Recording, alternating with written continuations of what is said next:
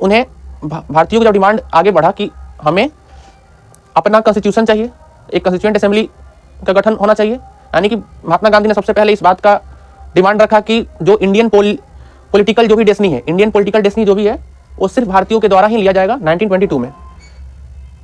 लेकिन फिर भी अंग्रेज का एक बहाना यह था कि अभी इंडियन जो है इस बात के लिए सशक्त नहीं है, क्योंकि ये बात भी कहीं ना कहीं सही था और वो इसी बात का फायदा उठाते थे। हमारे बीच बहुत सारे जो उस समय जो बड़ी पार्टियां थी उसमें मुस्लिम लीग और कांग्रेस पार्टी थी, तो इन दोनों में कभी देश के लिए एकजुटता होकर के निर्णय लेने की क्षमता नहीं थी, क्योंकि कहीं ना कहीं एक दूसरे में विवाद हो जाता था किसी न किसी पॉइंट पे। तो इसी का फायदा अंग्रेज को मिल जाता था और उनका तो ये था कि हाँ कैसे भी करके हम इनमें आपस में जो अगर भेदभाव थोड़ा रहेगा, विवाद बनते रहेंगे, तो हम इनके ऊपर रूल कर सकते हैं। तो हमें यूनाइट होना कहीं भी जरूरी है। हमारे आपस के जो भी झगड़े हैं हम उसे दूसरे से ना शेयर करके, दूसरे तक नहीं पहुंचा करके, दूसरे से उस चीज़ को सुलझाने के लिए हेल्प नहीं लेंगे।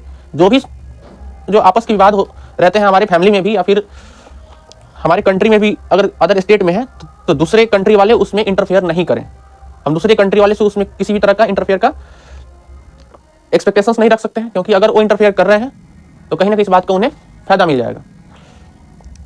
तो इसी तरह से अंग्रेज को भी फायदा मिला था।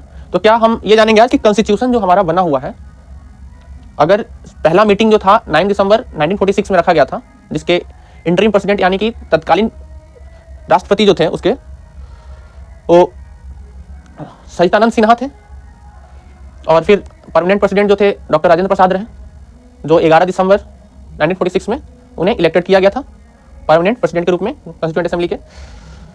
तो अभी हम इंडियन पॉलिटी देखेंगे कि कैसे पहले इंडियन पॉलिटी के लिए, इंडियन पॉलिटी यानी हमारे कॉन्स्टिट्यूशन के लिए किस प्रकार से जड़ें तैयार हुई थी, कहाँ से हमारा कॉन्स्टिट्यूशन बनने की बात कहाँ से आया, और एक रिटेन बुक बन गया कॉन्स्टिट्यूशन, रूल्स का बुक है ये, जिसपे हमारा जो गवर्नमेंट है वो रन करता है, यानी कि हमारी कंट्री का पूरा जो है किस प्रकार से चलना चाहिए, सारे रूल्स जो है कॉन्स्टिट्यूशन में है।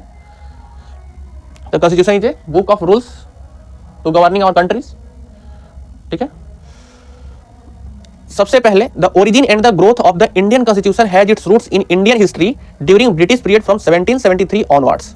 Various act was passed by the British government for the governance of India.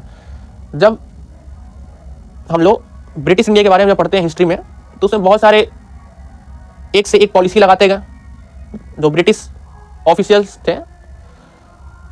तो वो जैसे कोई एक्ट लगा दिए, रेगुलेटिंग एक्ट, चार्टर एक्ट,